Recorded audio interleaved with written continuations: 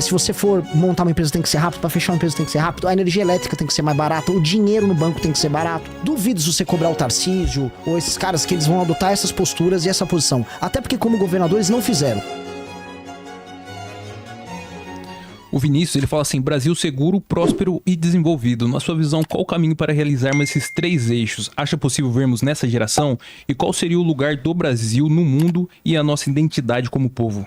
Vamos lá, um Brasil seguro. O Brasil seguro começa com uma guerra ao crime organizado e o restabelecimento da autoridade do Estado brasileiro sobre o próprio território. Mais de 25 milhões de pessoas vivem em regiões dominadas pelo tráfico.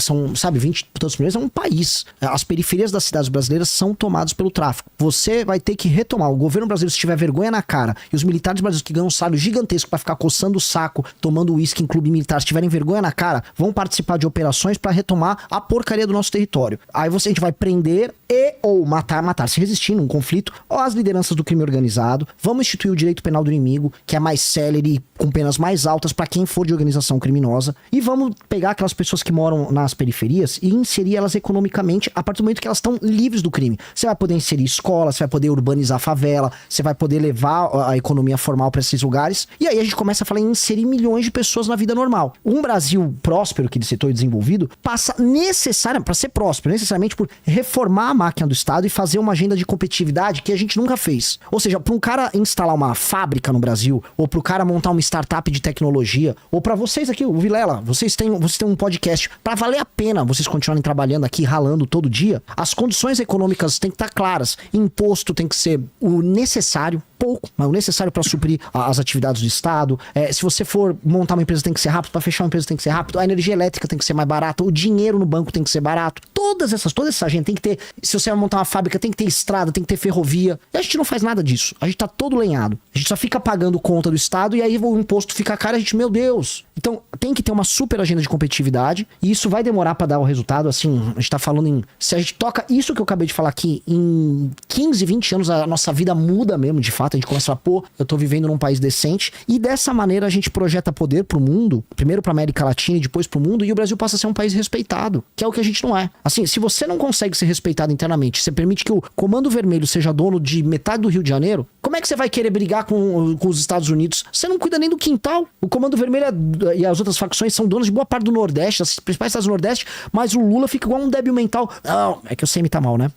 Não, a Ucrânia faça isso, o Irã faça aquilo. O Lula não tem condição de falar assim, Marcola faça isso, Marcinho VP faça aquilo. Muito pelo contrário, tá tendo infiltração do Comando Vermelho no governo do Lula. Então, assim, eu não compro esse barato desses caras e pra ter esse Brasil sério, a gente tem que fazer essas coisas aqui. E não importa se sou eu falando, um partido que vocês estão montando, Renan, é um partido que não gosto, tudo bem. Então, o cara que você gosta, exija dele que ele tenha essas posições, porque todo mundo sabe que isso precisa ser feito. Eu vou dizer pra vocês já, não sei se é essa câmera que tá, olhando pra câmera, duvido se você cobrar o Tarcísio ou esses caras que eles vão adotar essas posturas e essa posição. Até porque como governadores não fizeram. O PCC aqui em São Paulo aumentou de tamanho. O PCC chegou em Minas Gerais e tá lá. E aí esses governadores vão falar que eu vou ser bravo. Eles não são bravos, não são nada. Eles são uns caras convencionais, normaisões, ligados ao centrão, que vão só empurrar o problema com a barriga. Mas vai ser uma bucalização do... A aplicação do direito penal do inimigo, porque a gente tem que, assim, falar o que pra não parecer assim, eu vou prender, vou matar, parece só um slogan. Não, o que é o enfrentamento ao crime organizado? A ideia de declaração de guerra, ou seja, há um estado anormal das coisas, há um inimigo interno que ocupa de maneira ilegítima território nacional, e ocupa território, ou seja, chão, bairros inteiros, cidades inteiras, e ocupa internamente estruturas do Ministério Público, das polícias, especialmente polícia civil, política. Você tem políticos ligados, eu vou dar um nome aqui, ligados ao PCC, espalhados pelo Brasil. Isso tudo tá acontecendo. Não adianta a gente chegar aqui com o nosso direito penal todo confuso, com o nosso processo penal todo lento, com o inquérito policial que demora pra caramba pra andar, achar que a gente vai enfrentar esse cara. Não tá dando, a gente tá perdendo essa guerra. E mais, esses caras estão com tanta grana que eles estão com ONGs fazendo lobby em Brasília. Não é minha opinião. Tem matérias do Estadão, matérias do Metrópolis, tem alguns jornalistas que estão correndo risco de vida fazer isso. O André Chalders. Inclusive é uma recomendação. Um dia era legal trazer esse cara aqui. Cara. Ele faz um trabalho investigativo dessa relação das facções criminosas com o governo, que é sensacional.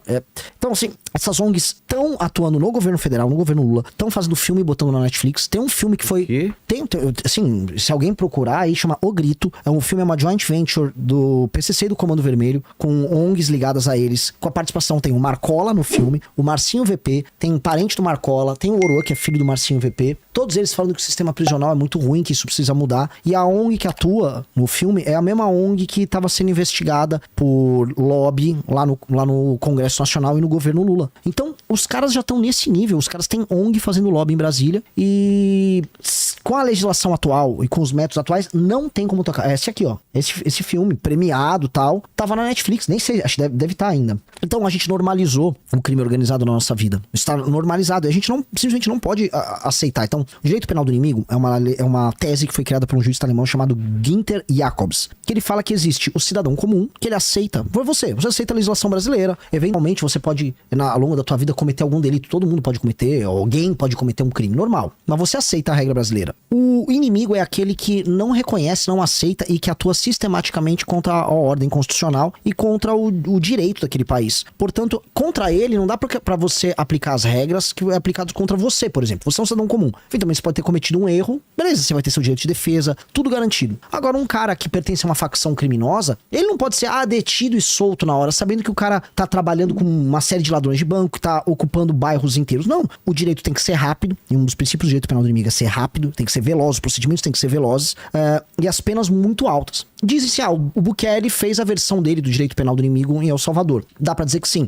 Os Estados Unidos tiveram uma legislação específica pra crimes de terror. Na Europa existem legislações específicas pra crimes de terror que são inspirados no direito penal do inimigo. O que a gente tá propondo é muito claro. Direito penal do inimigo pras facções criminosas. E aí o Estado brasileiro destruir as facções criminosas, eliminar elas e ficar com uma lei muito dura pra que elas não voltem a surgir. E aí você recuperar essas áreas de favela que a gente tem no Brasil e as periferias das cidades, que são um lugar onde esses caras montam a autoridade deles. Recuperar, salvar aquelas pessoas, levar educação, levar emprego pra aquele lugar, ter um investimento de décadas em infraestrutura pra você tornar essas favelas, essas comunidades, essas periferias em bairro. E aí, cara, a gente tá falando assim em liberar milhões de pessoas que, por exemplo, hoje, não sei se eu estiver me estendendo aqui, Vilar, me interrompa. Não, tranquilo. Mas assim, quantas propriedades que poderiam ser, através de regularização fundiária, que estão em favelas ou em zonas controladas pelo tráfico, poderiam, num processo de regulação fundiária, ser tornadas oficiais para os seus donos, para que eles possam financiar em banco, mas que hoje não dá para fazer isso, porque hoje quem define que aquela posse é daquele cidadão é o próprio tráfico. No Rio de Janeiro, se um cara do Comando Vermelho quiser desalojar uma família e dizer que ela não é dona daquela casa que é fruto de uma invasão, ele faz. Eles são a autoridade. Então,